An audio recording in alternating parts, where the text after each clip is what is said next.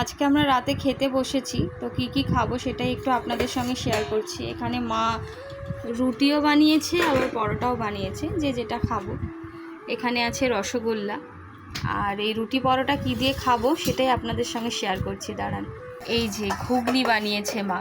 মা দেখাও। আজকে চর্বি দিয়ে, খাসির মাংসের চর্বি দিয়ে হয়েছে ঘুগনি। এই হলো গিয়ে আজকে আমরা খাবো। তো মা, সে হোক, মা বলছে ছোট হয়ে গেছে। সে তো রান্না করলে একটু ছোট হয়ে যাবেই। আপনাদের কাদের কাদের পছন্দ অবশ্যই কিন্তু কমেন্ট করে জানাবেন। মা তাহলে গুছিয়ে নিক না, মা গোছাচ্ছে। এখানে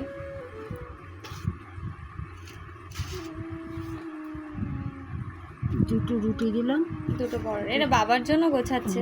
আমি যদিও শুধু পরোটাই খাবো, রুটি আমি খাই না, আমার ভালো লাগে না, খেতেও পারি না। আর আছে জিলেপি। এই যে এবারে দিয়ে দেবে ঘুগনি। রাতের ভিডিও তো লাইটটা খুব একটা বেশি না, অন্ধকার অন্ধকার লাগছে। এই চর্বিটা একদম সাইজের চর্বি, পুরো মা বলছে ছোট হয়ে গেছে।